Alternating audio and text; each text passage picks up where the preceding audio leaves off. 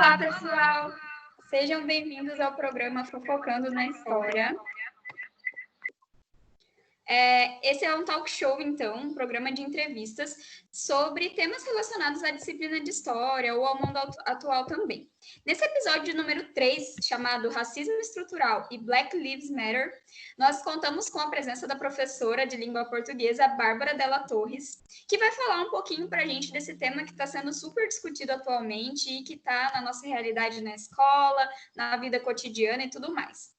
Antes de chamar a nossa profissional para o debate, para conversar, nós queremos deixar claro que por não sermos pretas, este não é o nosso lugar de fala. Então, nós não vivenciamos diretamente tudo o que nós estamos falando para vocês, né? Então, nós estudamos bastante, nós falamos sobre isso, mas não é exatamente a nossa vivência. Mas nós vamos tentar trazer da melhor forma possível para vocês.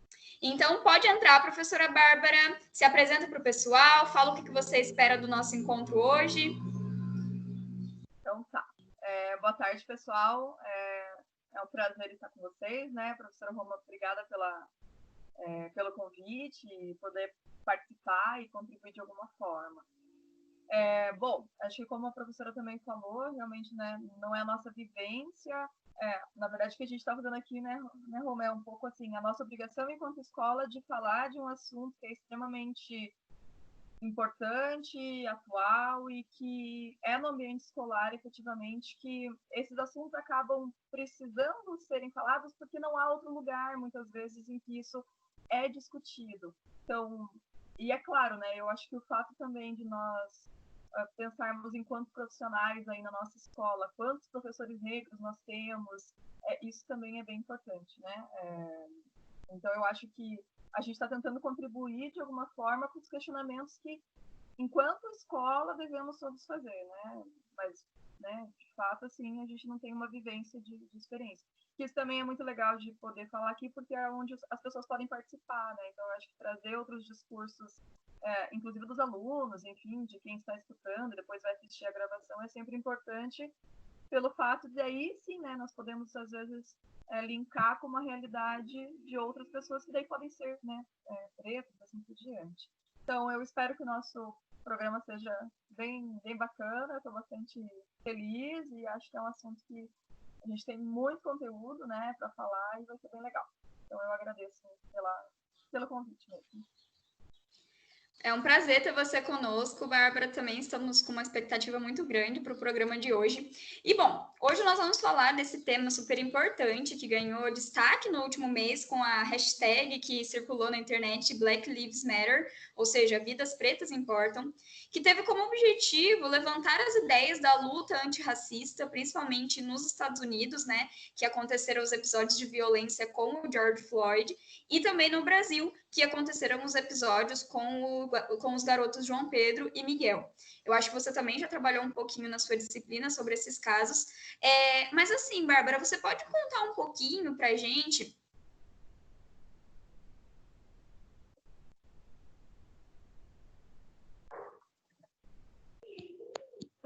Uma falhinha no sistema, gente, mas vamos lá, né?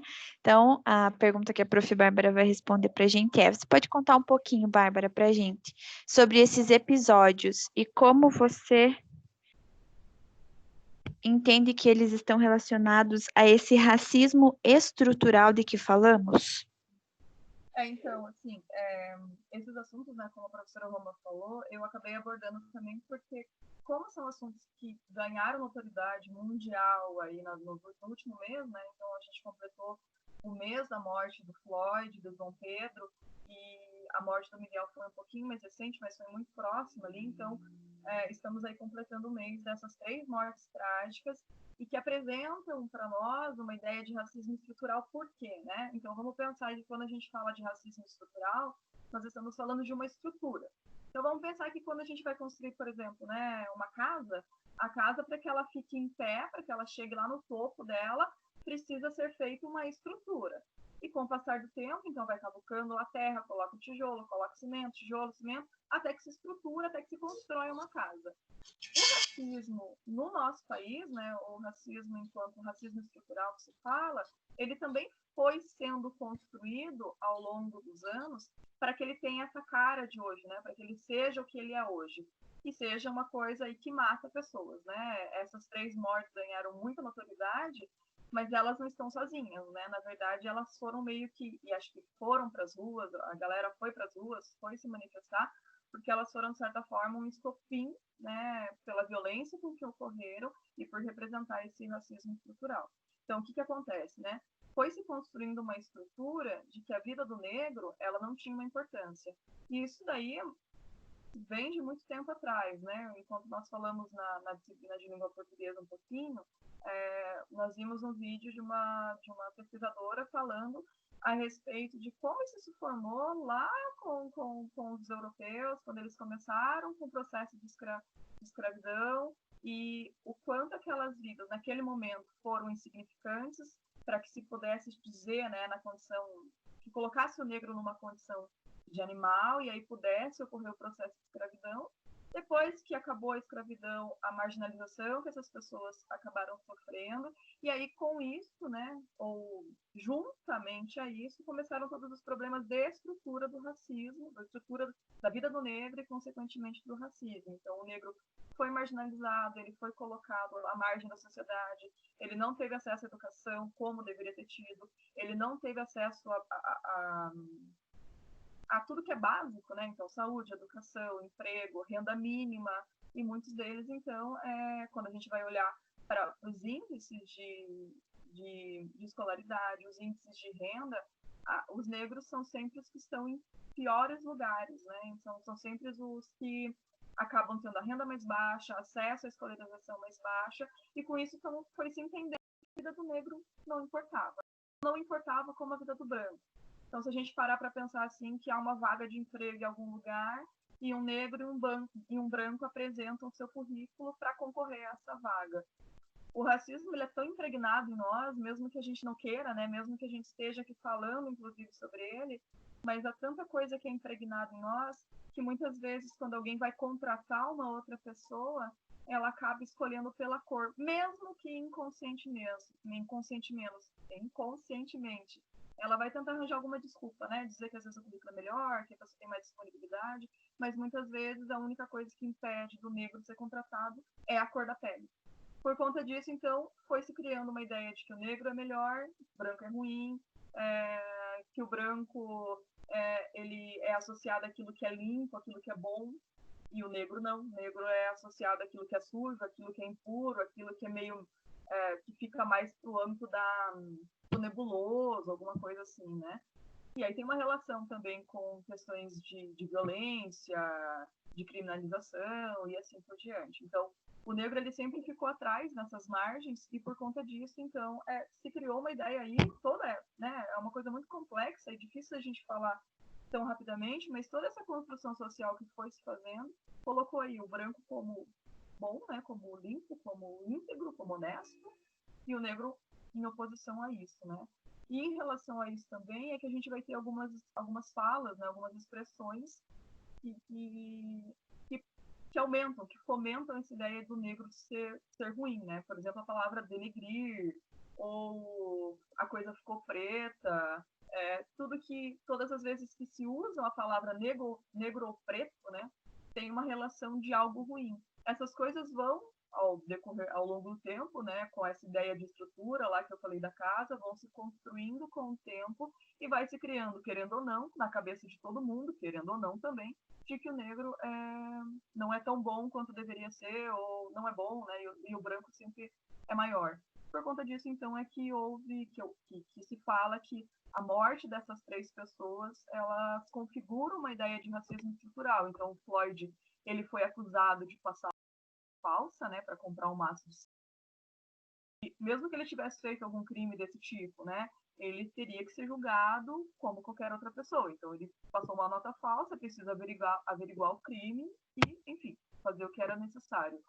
Mas não houve isso, né? O que houve foi que o policial jogou ele no chão e ficou durante mais de 4 minutos com o joelho no pescoço dele até que ele fosse inconsciente já para o hospital e acabasse falecendo no hospital. O João Pedro, a justificativa da polícia, que também matou, né? Veja, né? Um outro segundo caso que a polícia mata. O João Pedro estava na casa de um primo brincando e a polícia foi fazer uma operação do tráfico de drogas no morro onde esse menino morava e entrou atirando. E aí, nessa que mais de 60 balas, acho que foram atiradas na casa em que o João Pedro estava, ele acabou sendo acertado nas costas. E não só isso, né? Como se isso já fosse pouco, né? Mas o João Pedro foi levado pelos policiais e os pais, a família dele, ficou procurando por ele durante 17 horas até que ele fosse encontrado já morto.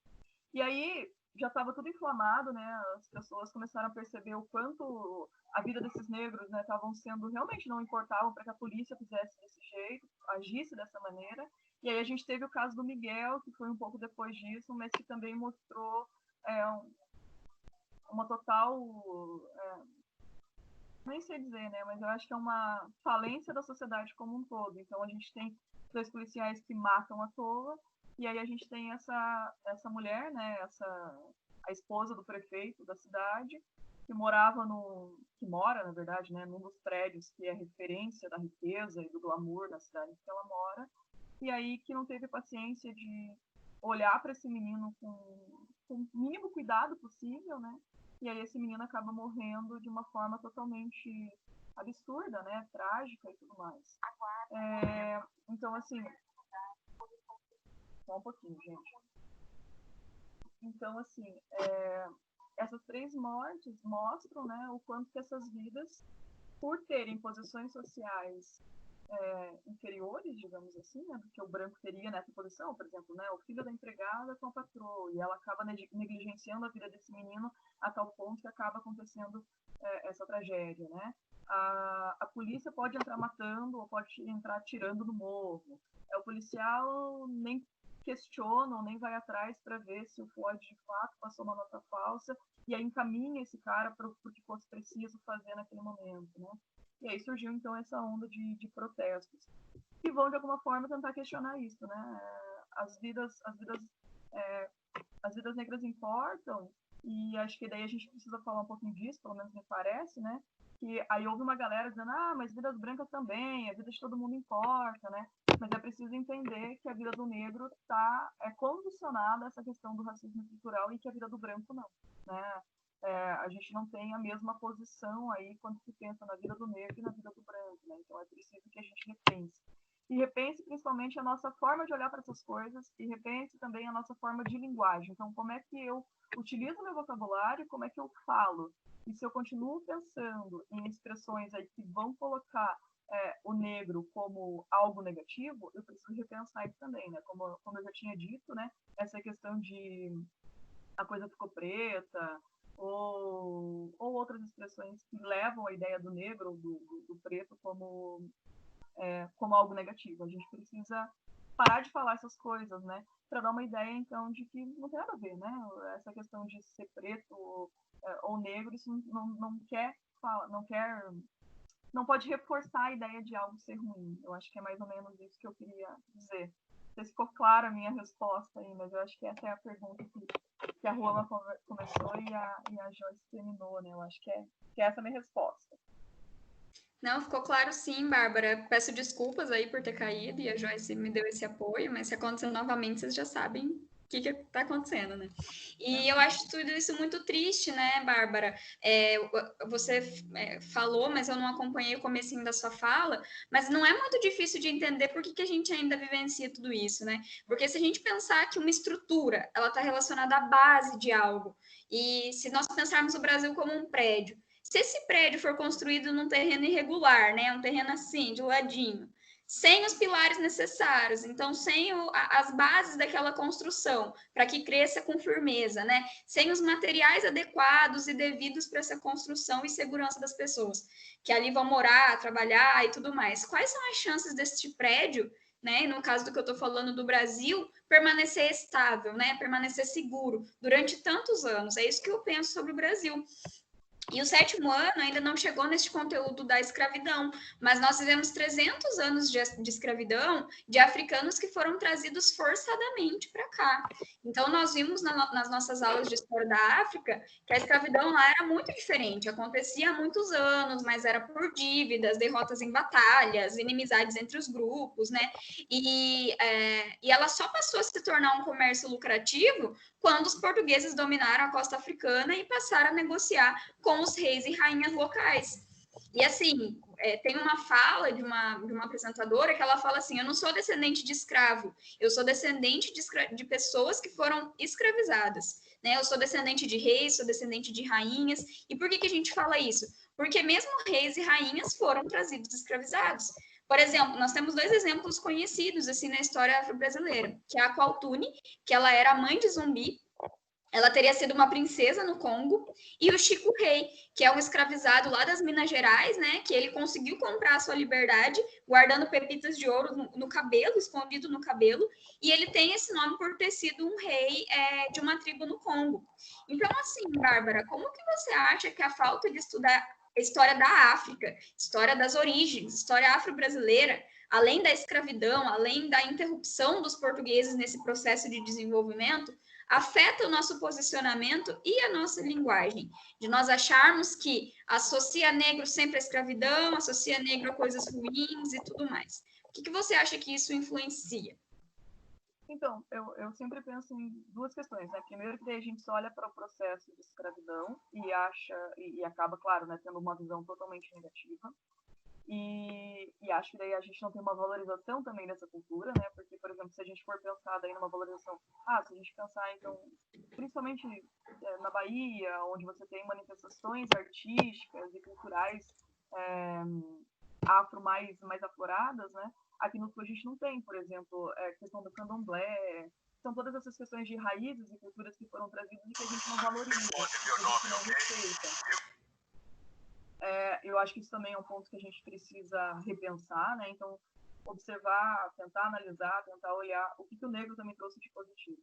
Além disso, essa questão aí, inclusive, acho que do que você falou, acho que dá para pensar também na questão dessa questão de raça. Quem trouxe essa ideia de diferença de raça para a África foi o europeu, né? Porque ele precisava justificar a escravidão. Então, com isso, ele acaba dizendo, né, que existe uma diferença, né? Existe uma diferença grande, e se é negro, então pode ser escravizado, se é negro, então pode ser tratado da maneira como o negro foi feito. Não estudar isso, né? Não estudar essa visão da África mesmo, enquanto cultura, enquanto país, traz uma mensagem totalmente negativa, porque a gente só olha para o lado negativo, eu acho que não valoriza essa cultura, e eu acho que se a gente precisa olhar para essa história total, né? Para essa história desse povo, para esse povo mesmo, né? Para o total desse povo, o que tem de lado ruim, o que tem de lado bom, para que a gente valorize, a gente precisa também estudar a cultura deles. E o fato de não conhecer, né? O fato de dizer, não, todo mundo era mesmo lá, todo mundo já era escravo mesmo, todo mundo vivia desse jeito, que foi feito é simplesmente trazer para o Brasil ou para outras partes do mundo para continuar fazendo aquilo que eles já faziam. É meio que uma ideia assim, então beleza, gente, ó, tá tudo aceito, né? Beleza, tá tranquilo, eles já faziam isso mesmo, o que a gente fez é só trazer para cá. É isso de naturalizar, né? E toda vez que a gente naturaliza algo que é extremamente... Qualquer coisa que a gente naturaliza, né? Principalmente algo dessa magnitude, né? Dessa importância, acaba fazendo com que o problema não seja visto da real forma como ele foi, né? Eu acho que também é importante a gente falar, e eu acho que, claro, na disciplina de história isso é fundamental, pensar o quanto essa galera lutou também, né, para chegar, para tentar ter algum tipo de liberdade, e mesmo assim, né, mesmo os que não conseguiram ter a liberdade, o quanto foi lutado por isso. E aí hoje a gente tem um retrocesso muito grande, né, quando a gente tem aí como presidente da Associação dos Palmares, né? Não é bem esse o nome, né? Associação dos Palmares, Ruama. Fundação Palmares. Isso. E a gente tem daí uma pessoa que é totalmente contra a luta dos negros, né? Que diz que não houve, que não há racismo no Brasil. Né? Quando a gente nega um problema, a gente não precisa resolvê-lo, né? Então, quando esse cara faz isso, quando ele é colocado num cargo que tem um valor histórico muito grande e é um um movimento para repensar, para tentar ressignificar o que foi a história desse povo, a gente tem um retrocesso muito grande. Então, eu acho que é fundamental, né, a gente estudar a história afro, a história afro-brasileira e a história de quem veio da África para cá para ser escravizado e o que acontecia nos países em que eles estavam, no continente africano. E é fundamental também que a gente questione quem está à frente disso, porque para que a gente tenha um estudo digno, correto, eficiente, é preciso olhar dessa forma, né, uma forma que existe um problema e esse problema precisa ser pensado. Porque se eu digo que ele não existe, ele não é um problema. Se não é um problema, eu não preciso repensar isso, né? Eu acho que é fundamental, né? E é fundamental, como eu já tinha falado na outra pergunta, né? A questão dessas expressões que a gente acaba utilizando, que são expressões racistas, é preciso que a gente repense a nossa fala, porque, para mim, isso também está muito claro, e tem uma pesquisadora, Djamila Ribeiro, se eu não me engano o nome dela, ela sempre fala em algum lugar, em alguns momentos isso, né? Não é só combater o racismo, mas é preciso reconhecer que todos nós somos racistas. E somos racistas porque tivemos uma estrutura, uma educação racista, seja dentro de casa, seja pela omissão da escola, muitas vezes, né? Infelizmente, a escola, a gente está tentando correr atrás de alguns prejuízos, mas muitas vezes a escola não falou sobre isso, né? Existem várias obras artísticas e, por exemplo, há uma série na Netflix que não é própria ainda para a idade deles, mas assistam isso quando vocês crescerem um pouquinho, né? A Coisa Mais Linda. Ali está na década de 59, 60, e ali ainda está muito demarcada essa questão do negro na favela e como empregados e assim por diante, né? Então, assim, isso se estruturou de uma forma tão grande que a gente vive isso até hoje. Quero lembrar aqui também que a primeira pessoa que morreu de Covid no Brasil foi uma empregada, trabalhava na casa dos patrões, a patroa pegou Covid, não liberou a empregada, e ela era negra, né? E ela morreu por conta disso. Então, é fundamental pensar de onde vem tudo isso, né? Onde que se baseia essa estrutura, né? Como que essas coisas se formaram para chegar onde nós estamos hoje? E é preciso reconhecer esse problema no nosso país. Acho que é isso. Com certeza, Bárbara. Eu acho que a primeira coisa é a gente reconhecer que isso é um problema, sabe? Porque às vezes a gente vem com aquela linguagem de querer amenizar as coisas, assim, igualdade social, todo mundo é igual, não precisa falar de racismo então, porque todo mundo é igual, mas nós somos iguais nas medidas da nossa desigualdade, né? Por isso que a gente ainda tem que falar de gênero, né? De mulheres que ainda não têm a representatividade que merecem. Por isso que a gente ainda tem que falar que vidas negras importam, porque a violência policial está muito relacionada aos negros. Não é uma realidade tanto no Sul, que a gente pode perceber cotidianamente, mas no Rio de Janeiro, em São Paulo, em diversos lugares que tem uma população negra muito maior, essa questão da violência policial é muito seletiva. Então, por exemplo, eu tenho um exemplo na minha família mesmo. O meu primo, ele é negro, e ele já foi abordado pela polícia, tipo assim, umas 4 vezes, só porque ele estava andando na rua durante o dia, entende? Então, por quê? Sabe? Por que ele foi abordado? Será que ele parecia suspeito? E por que ele parecia suspeito?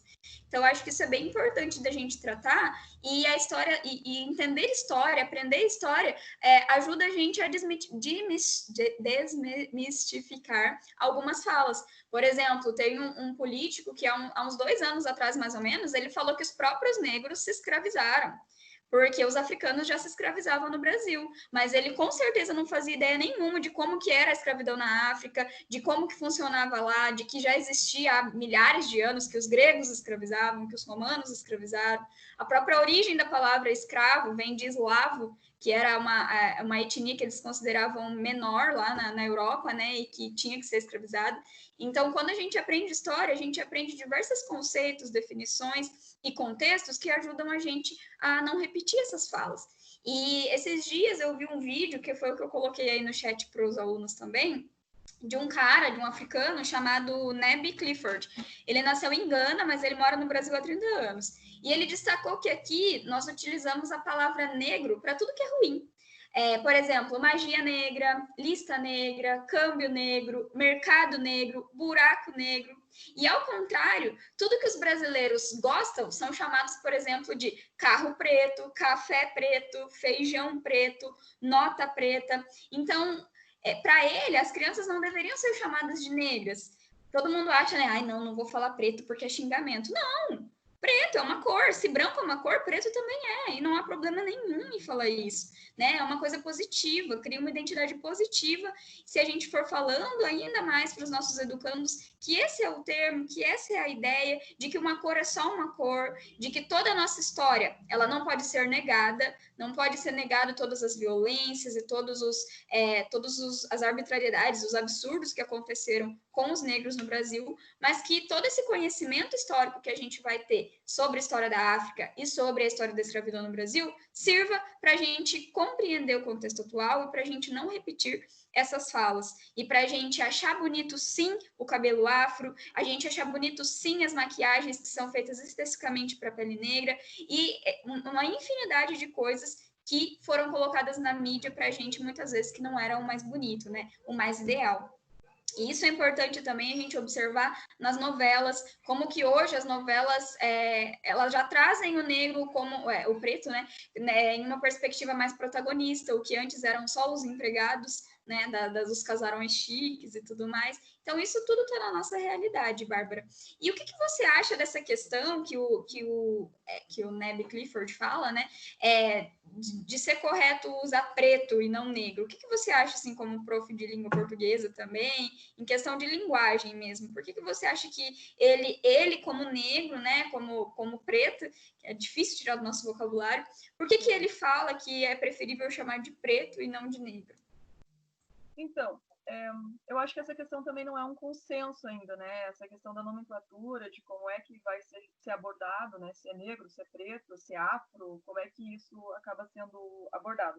Eu acho que ainda não tem uma definição clara, assim, para mim, pelo que, até onde eu sei, na verdade, né? Eu não sou uma estudiosa também disso, mas o que eu acho é que não tem uma questão extremamente clara, assim, ó, é isso, então a terminologia vai ser essa e assim por diante. O que eu também vi é que, por exemplo, o negro ele era usado muito pelos europeus e aí também quer se distanciar dessa ideia de falar negro por conta dessa ideia de escravidão e tudo mais. E aí o preto você associa a cor mesmo, né? Então cor preta, cor branca e assim por diante. O IBGE também acaba adotando o termo preto, né? Ele acaba usando como cor, então branco, se você se declara branco, preto, se você se declara preto, pardo e assim por diante. Enquanto língua portuguesa, né, como professora dessa área, a língua ela não é uma coisa fixa, né? Ela não é uma coisa estanque, é uma coisa que nunca muda. Muito pelo contrário, né? A língua ela é uma coisa em movimento. Então, quanto mais eu for adotando algumas coisas, quanto mais eu for utilizando um certo vocabulário, mais socialmente vai sendo construído uma ideia de que falar de tal maneira é o correto. Por isso até que essas expressões todas negativas que você acabou de citar acabaram entrando aí no nosso imaginário coletivo e acabam então contribuindo com práticas racistas, né? Ou com pensamento de que o negro é inferior. O que eu acho, né, muitas vezes, então como eu acho que não há um consenso, eu, por exemplo, falo negro, mas por causa disso mesmo, houve muita ideia de que chamar alguém de preto seria uma ideia de xingamento, de ofensa, né? E não é, né? O que é ofensivo, na verdade, é o tom que você usa, é a intenção que você usa para se referir a uma pessoa negra ou preta, né? Então, assim, Roma, quanto a isso, assim, eu não tenho uma definição muito clara, né? Pelo menos ainda para mim não está tão claro isso. O que eu acabei vendo foram essas questões mesmo, de que ainda não há um consenso dentro dos historiadores negros ou pretos, né? Mas algumas adoções estão sendo feitas por conta dessa questão que você falou. Branco é uma cor, preto é uma cor.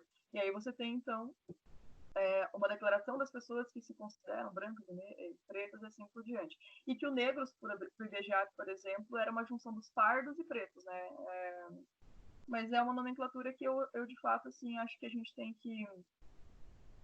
Eu acho que a gente pode utilizar numa ideia de reassociar, né, de ressignificar, na verdade, essa ideia de preto como algo ruim passar a ser algo normal, né, algo trazido para o nosso cotidiano, para a nossa fala, sem tom pejorativo, né, com cuidado nisso. E eu acho que são coisas que a língua portuguesa acabam permitindo aí por conta dessa ideia de que a língua portuguesa está sempre se modificando de acordo com o que os falantes adotam em determinado momento social, histórico. Então, eu não tenho uma definição assim, tá certo, não tá? Não sei dizer, né? Eu acho que também é um pouco disso, né? Um pouco da gente ainda estar em processo, né? Eu acho que estamos pensando bastante sobre isso, tem muitos textos, tem muita gente pesquisando, tem muita gente preocupada com essas questões, e aí eu acho que isso é muito importante, isso é muito válido, né? E faz com que a gente repense essas nomenclaturas todas. E talvez em algum momento aí fique claro, vamos chamar assim, não vamos chamar assim, né? É como a comunidade, antes era LGBT, né? Mas foram acrescentando siglas para mostrar ali uma série de coisas também. Eu acho que a questão do preto e do negro vai acabar sendo a mesma coisa nesse sentido, né? De que vai se pesquisando, vai se falando, vai se pensando, e aí vai se chegando a novas conclusões. Então, para mim, não é um assunto ainda muito fechado, sabe? Eu falo negros por uma ideia de costume, né? Eu acabei me acostumando, né? Teve uma época também que o pessoal falava muito afro, e afrodescendente, afro-americano. Eu acho que depende muito de quem fala e de qual pesquisador você está se baseando. Então, eu não sei dizer essa bem certinho, assim. Estou um pouco ainda repensando e pensando nesses conceitos todos. Acho que é isso. Não, é verdade, Bárbara. E a língua portuguesa também é muito diversa, né? Por isso que a gente tem uma variedade linguística muito grande. Mas eu acho que essa questão que você falou do costume é o mais importante. Eu tinha muita dificuldade de falar preto também, mas eu via que era porque eu tinha esse receio. Nossa, será que eu estou ofendendo a pessoa ou não? E quando isso se torna natural, a gente sabe que não está ofendendo, porque nós sabemos que aquilo é natural. A gente só está falando da cor da pele da pessoa. A gente não está colocando nenhuma subjetividade naquilo, nenhuma perspectiva nossa naquilo, né? Então, pessoal, se alguém tiver pergunta, pode mandar aí no chat. A gente vai esperar um minutinho aí para ver se as meninas têm algum questionamento, alguma pergunta. Se não tiver, daí a gente vai dar a continuidade para o final. Esperar um minutinho só para dar tempo. Gigi não tem nenhuma.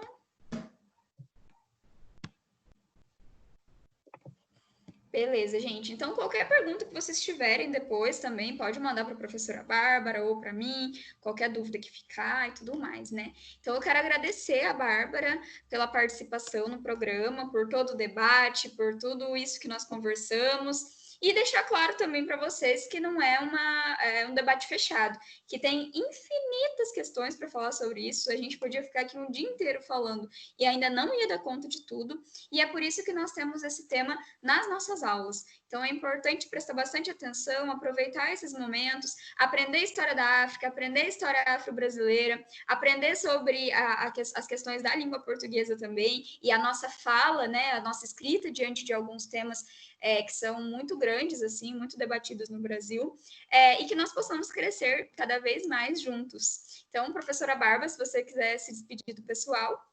Sim. Pessoal, então, obrigada, né? Foi um prazer. Acho que concordo, né, com a professora Juana. É muita coisa para falar, são muitas coisas que vão surgindo, inclusive enquanto a gente está falando, que a gente vai lembrando e tudo mais, né? Eu só gostaria de reforçar o que você já disse em relação a reconhecimento das diferenças, né? Eu acho que a gente também tem que deixar isso muito claro, né?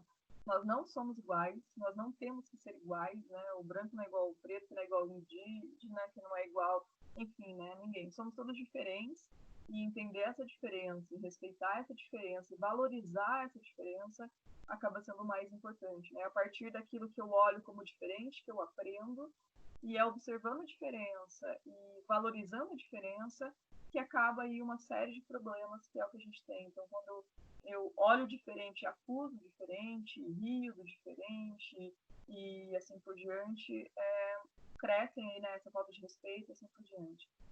A ideia de respeitarmos o diferente é viver com a diversidade.